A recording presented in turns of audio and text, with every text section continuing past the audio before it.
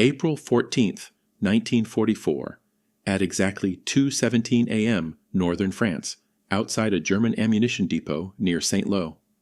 A cold wind crawled across the hedgerows, carrying the smell of diesel fuel, damp soil, and the faint metallic bite of danger as 21-year-old British sapper Arthur "Artie" Lane crouched beneath an ivy-covered stone wall, gripping not a rifle, not a knife, but a steel-framed slingshot that every officer in his regiment had mocked for over a year.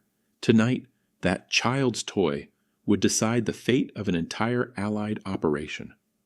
Artie watched the first German sentry through the darkness, 43 yards away, smoking lazily, unaware that the most unlikely weapon of the war was aimed at him.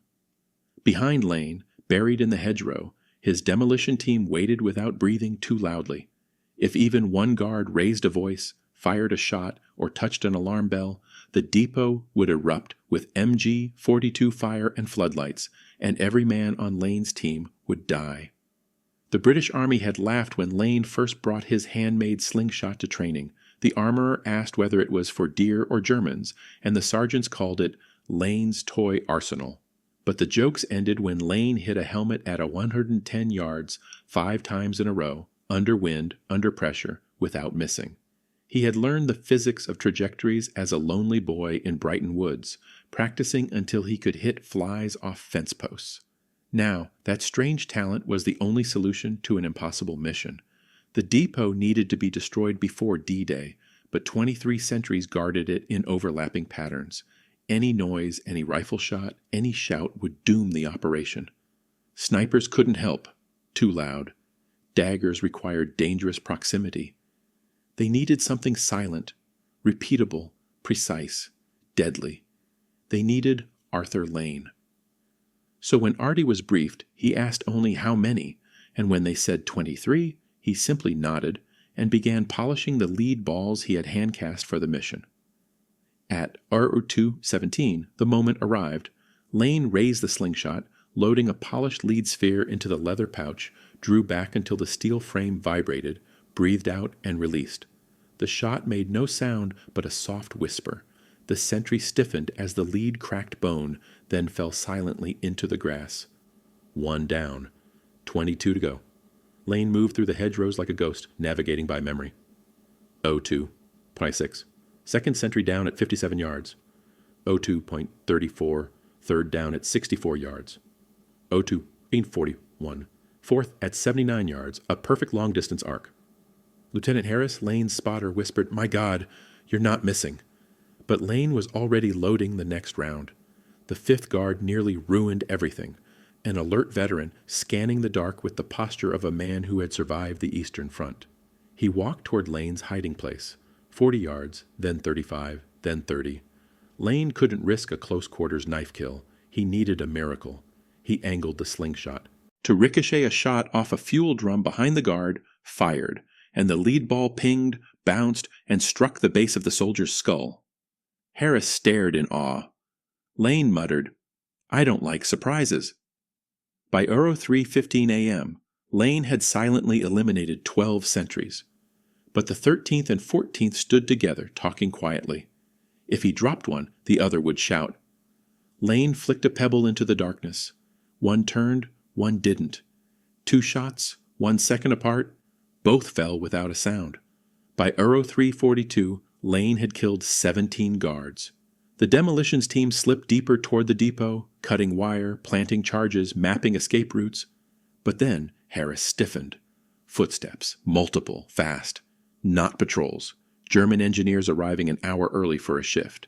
If they reached the depot entrance, they would see the bodies. Lane whispered, "I'll stop them." Harris grabbed him. 4 at once? That's suicide.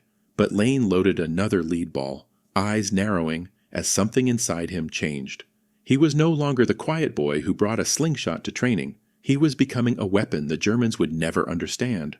A silent predator in the night, killing without sound, without hesitation, without trace, ready to do whatever it took to keep the team alive.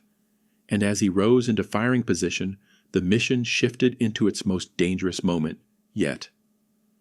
3:44 a.m., April 14, 1944. The moment Arthur Lane rose from the wet grass, slingshot drawn back to full tension, the moon briefly cut through the clouds and illuminated 4 German engineers trudging toward the depot gate with lanterns and toolkits, unaware that the only thing standing between them and discovery of 17 dead sentries was a British sapper with a weapon they would have laughed at. Lane inhaled through his teeth, calculated wind, distance, angle, and fired. The lead ball struck the first engineer under the jaw, dropping him instantly, but the other 3 stopped and turned, confused. Lane fired again. Second man fell clutching his temple. Harris whispered, "Lane, stop, fall back." But Lane was already drawing a third shot. The ball flew, struck the lantern held by the third engineer, shattering the glass and dousing the flame in a hiss of molten oil that sprayed across the man's chest, sending him into a panic. The fourth engineer grabbed his rifle and lifted it halfway before Lane's fourth shot cracked against his helmet rim, knocking him backward into the mud. Harris dragged Lane down behind a hedge, whisper shouting, "You're pushing your luck." But Lane only replied, "We're behind schedule." They moved again. Every step felt like walking along the spine of a sleeping giant. One wrong vibration, one unlucky breath, and the entire German depot would erupt into noise and fire. Lane checked his remaining ammunition, 9 polished lead balls. Not enough for the 6 remaining sentries, plus unexpected complications. He whispered, "We'll improvise," and Harris muttered, "You always do," though his voice trembled. At AO402, they encountered the 18th sentry, smoking, leaning lazily against a stack of crates, humming a German folk tune. Lane took aim, then stopped. Something felt wrong. The humming didn't match the man's posture. Harris whispered, "What are you waiting for?" And Lane responded, "Look at his eyes." The guard wasn't scanning, wasn't focused. He was bait. The Germans had realized their sentries were disappearing one by one and had set a trap. Lane shifted his view and saw it. 50 yards beyond the humming guard, half concealed in the shadows, a sniper rifle glinted faintly in the moonlight. Another sentry, a marksman, positioned to shoot the moment an assassin revealed himself.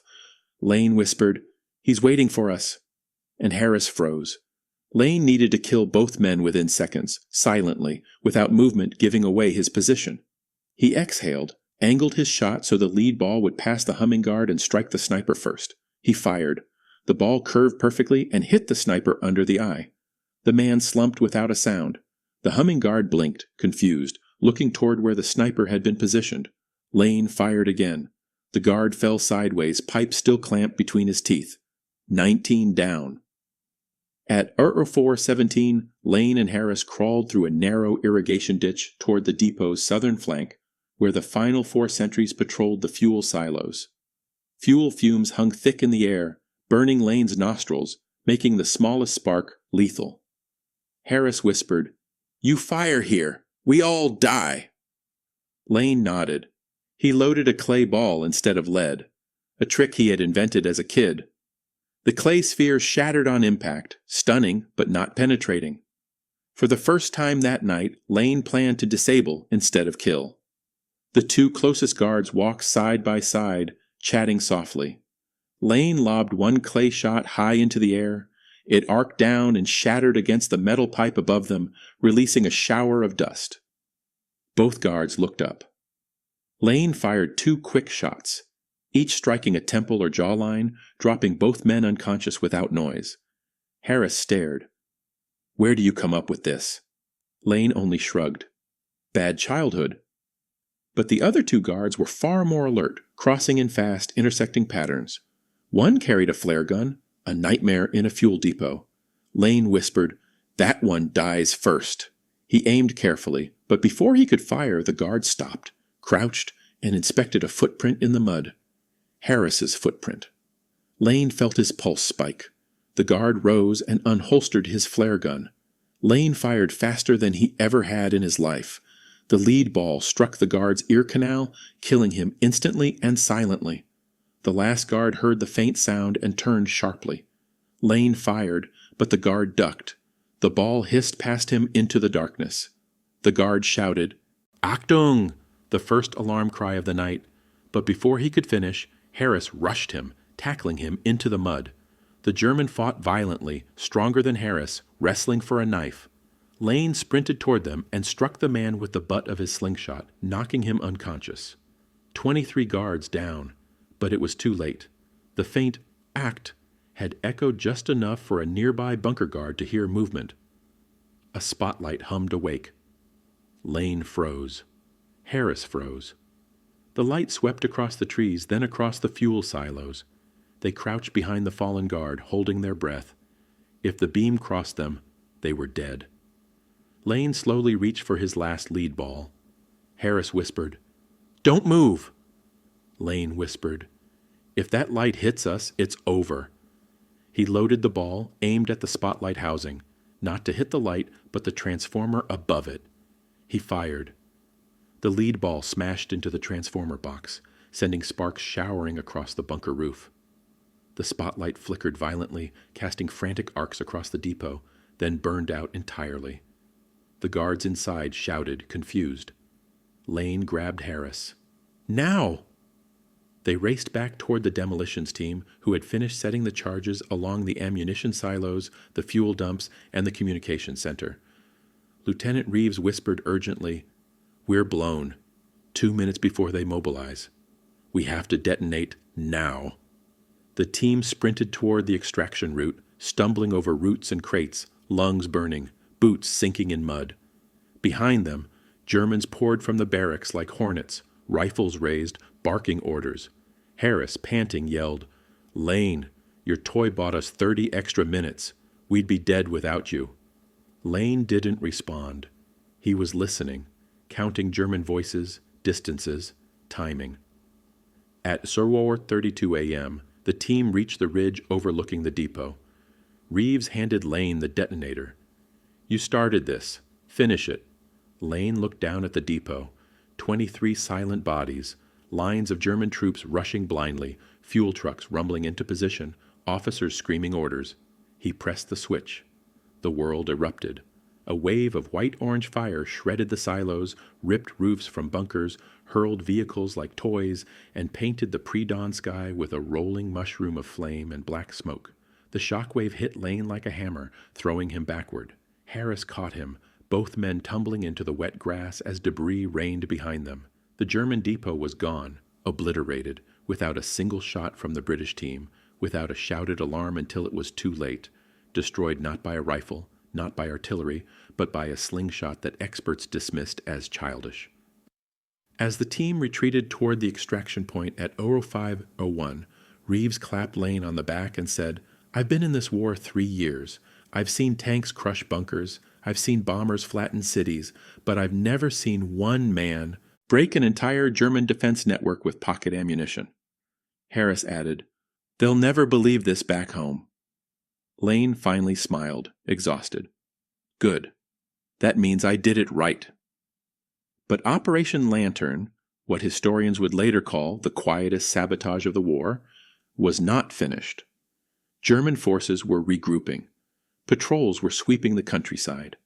And Lane, who had just killed 23 sentries and saved a division's worth of Allied troops, would soon face something he never expected. A man who matched his silence, his skill, and his cunning. A German master tracker moving toward him even now, ready to hunt the hunter. 05:19 a.m., April 14, 1944, barely 40 minutes after the depot vanished into a roaring inferno behind them, Arthur Lane froze mid-step as a sound he hoped he'd imagined whispered through the tree line. A twig snapping, not under the boot of a panicked patrolman, but with the deliberate weight of a hunter following a precise trail. Harris whispered, "Tell me that was a deer." But Lane's expression said everything. Someone skilled was tracking them. Not a squad, not a sentry. One man, a shadow, a counter-saboteur. Lane whispered, "They've sent a Jäger," the term Germans used for elite field trackers, men who could trail a mouse through a minefield. The forest felt different now, alive, awake, predatory. The British team moved through wet underbrush toward the rendezvous barn 2 miles east, but every sound Lane heard confirmed it. The tracker was closing, gaining, reading the forest like a book. Reeves leaned close and whispered, "We can't afford a firefight. He'll bring the whole regiment behind him." Lane nodded. He tapped Harris and pointed toward the ditch line, silently instructing him to divert the demolition team while Lane peeled off alone into the trees. Harris's eyes widened. "Lane, absolutely not." Lane whispered, "He's here for me. If I stay with you, you all die." Before Harris could argue, Lane slipped into the fog-smeared forest, moving silent as breath. For 5 minutes, the woods were still. Then Lane heard it. The faint scrape of leather on bark, the whisper of fabric brushing a branch, movement matching his own pace, correcting direction every time Lane altered course. Whoever pursued him was good, no hesitation, no wasted steps, no guesswork.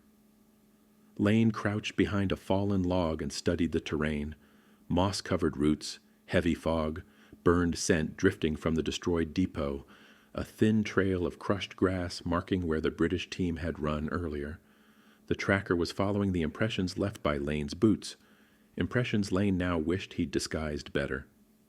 At 05:33, Lane saw a silhouette emerge through the fog, a tall, rigid figure moving with the patience of a surgeon and the confidence of a man who had hunted partisans across half of Europe.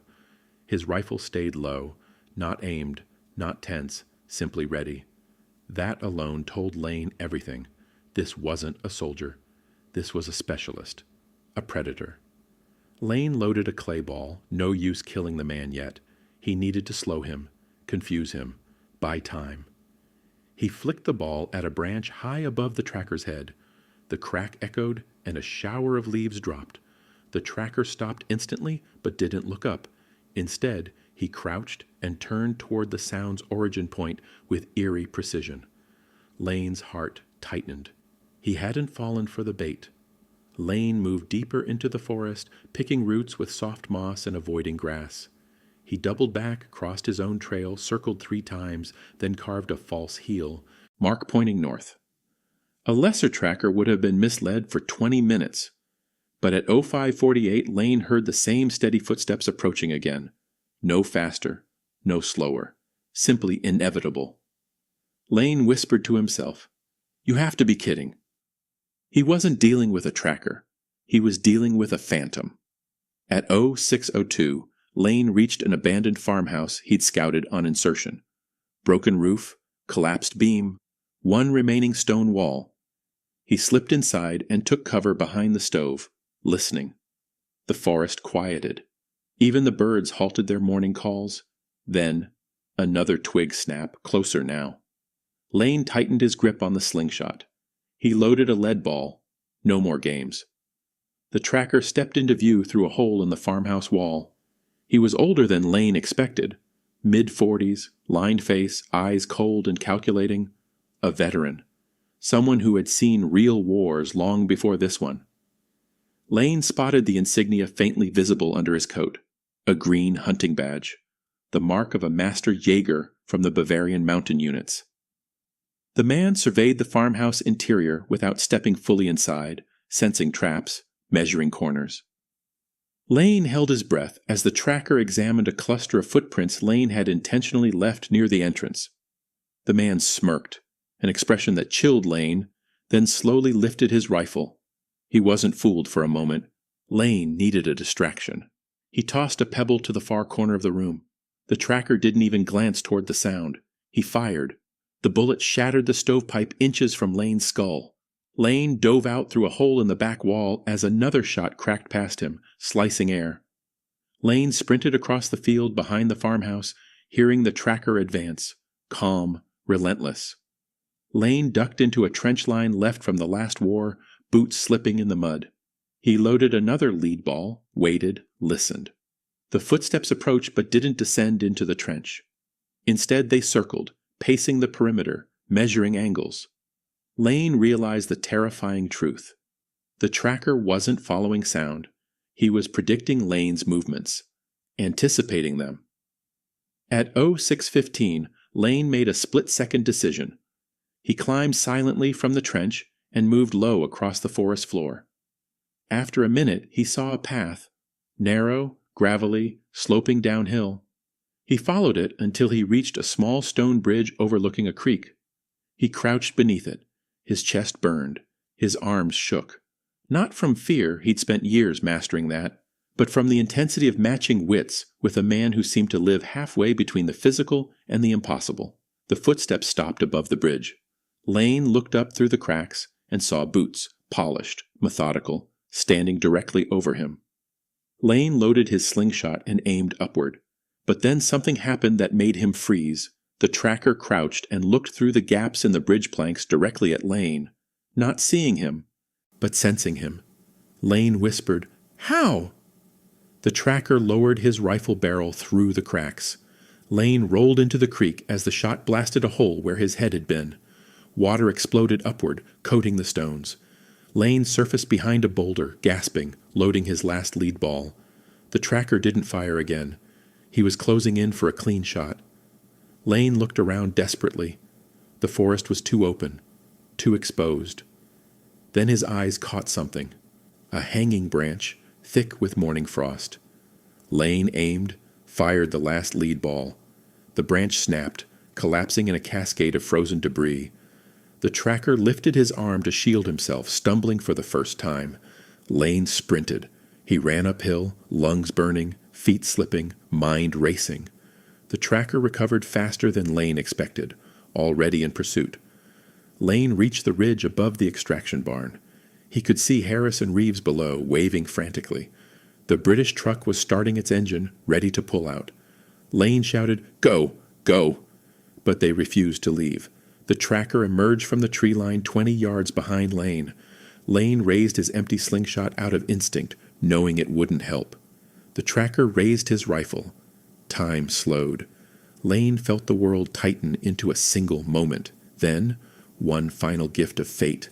The rising sun broke through the clouds, shining directly into the tracker's eyes. He blinked. Just once. But it was enough. Lane hurled his slingshot, not the ammunition, but the entire weapon, straight at the tracker's face. It struck his temple with a hard crack. The man staggered backward, losing his footing on the dew-slick slope. He tumbled, rolling violently down the ridge, striking rocks and roots until his body came to rest against a fallen tree. Lane, panting, watching, whispered, "It's over." But he wasn't sure. He approached cautiously. The tracker was unconscious but alive, breathing shallow, bleeding from the temple.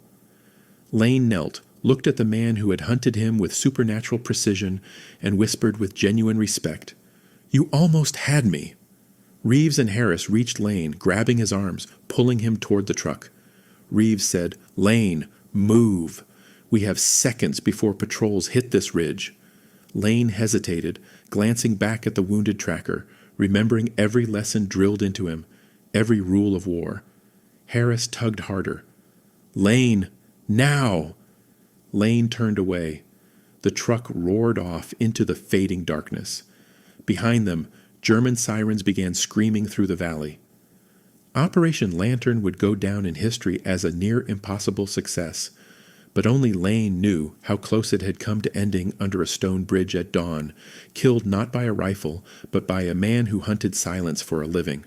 06:49 a.m., April 14th, 1944, 40 minutes after the British truck roared away from the ridge, Arthur Lane sat in the back of the vehicle, drenched, bleeding, lungs still heaving as the countryside blurred past in streaks of gray. Nobody spoke.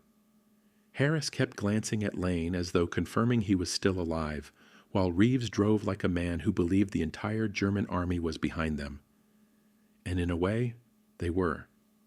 The destruction of the ammunition depot had set off a chain reaction across the district, sirens wailing, roadblocks forming, vehicles mobilizing in every direction.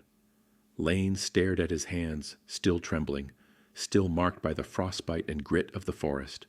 His slingshot, the weapon that killed 23 men without a sound, was gone, left behind where the Bavarian tracker fell. But Lane didn't feel the loss. The weapon had already done more than any higher-up in London ever believed possible. For the first time in hours, Lane exhaled deeply, long enough that Harris finally asked, "Arthur, did he shoot you?" Lane shook his head. "No, Almost. He almost shot me. It was the only admission he could manage, but Lane knew what he wouldn't say aloud, that the tracker hadn't been hunting him as prey, but as a professional measuring another professional. Lane had never felt so close to dying, not even under artillery, not even under machine gun fire on previous missions. This was personal. That man wanted to know who was dismantling his patrol routes, one silent body at a time. The truck turned off the main road and into a dirt path leading toward a safe house camouflaged within a cluster of dying oak trees. Reeves parked behind a collapsed shed, and the three slipped inside the house's cellar entrance. Inside, a radio operator sat ready, headphones on.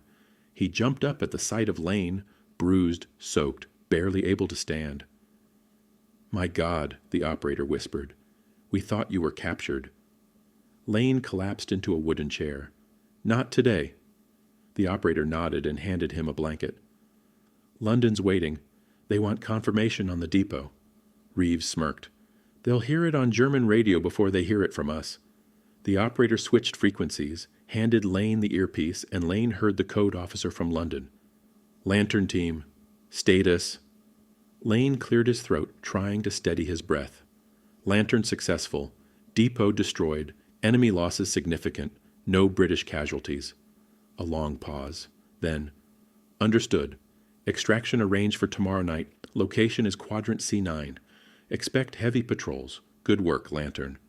The signal cut out. Harris dropped onto a crate and said, "You know what they won't say? They didn't think you'd make it out. They thought your slingshot joke weapon died with you in the forest." Lane almost smiled, but the exhaustion was too heavy. He leaned back against the cold wall. The room fell quiet, except for the distant hum of German. Reconnaissance planes passing overhead. Hours later, after a few minutes of fragmented sleep, Lane woke to Reeves shaking him gently. "Arthur, you need to see this." Reeves led him to a small window where 2 German trucks had stopped on the main road.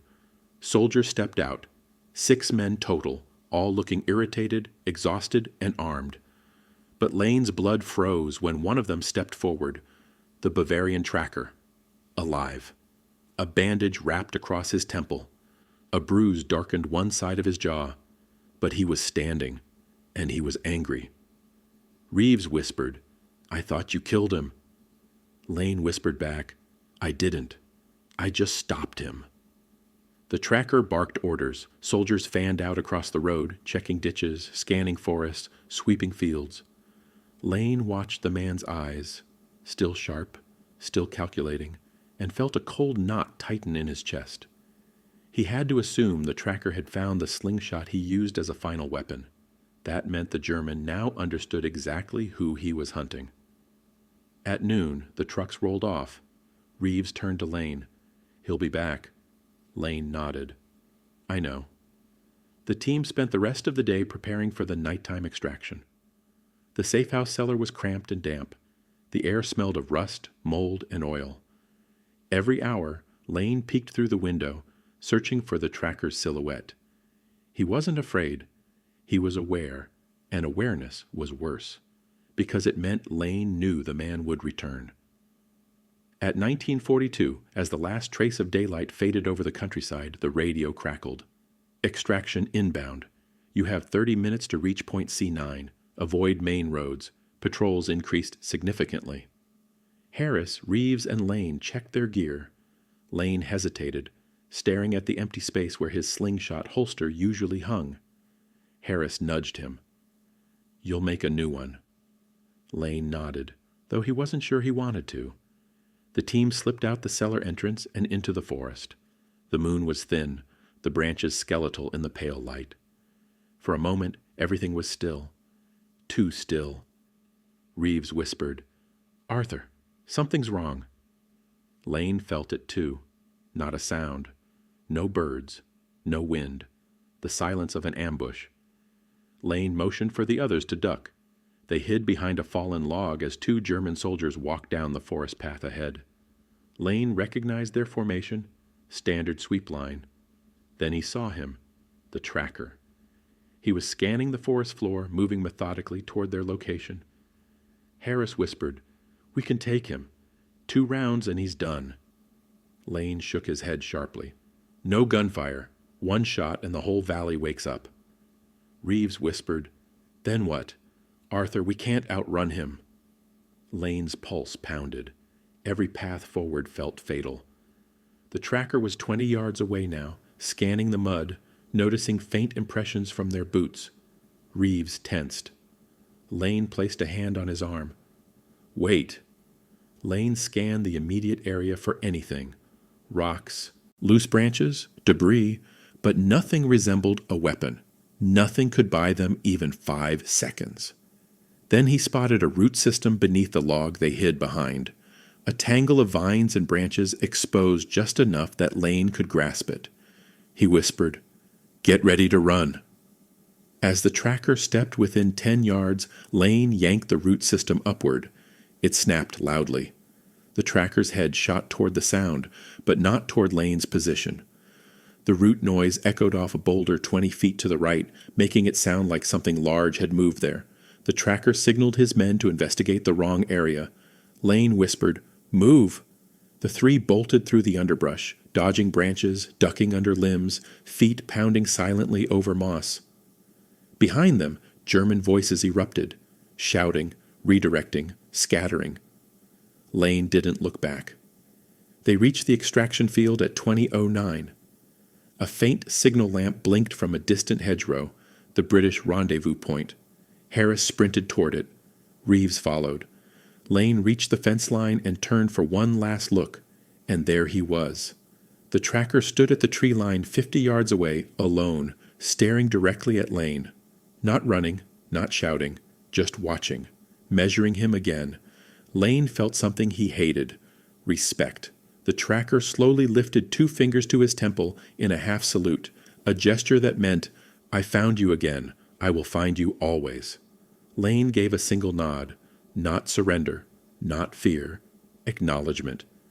Reeves grabbed Lane's arm. "Arthur, come on." Lane turned, ducked under the fence, and sprinted into the hedgerow, where the extraction crew pulled them down into a camouflaged ditch. 10 minutes later, a British Lysander aircraft swooped in silently, landing in the dark field. The crew shoved them aboard. Lane took a final look through the open door as the plane lifted off. The tracker was still there, a ghost frozen against the tree line. And Lane knew he would remember that man for the rest of his life. As the Lysander rose into the mist, Reeves exhaled. "Arthur, your slingshot saved all of us." Lane didn't answer. He stared down at his empty holster. The slingshot was gone. His weapon, his miracle, his burden. And maybe, Lane thought, that was fitting. The weapon had done its job. The war would move on. New missions would come. New enemies. New impossible tasks.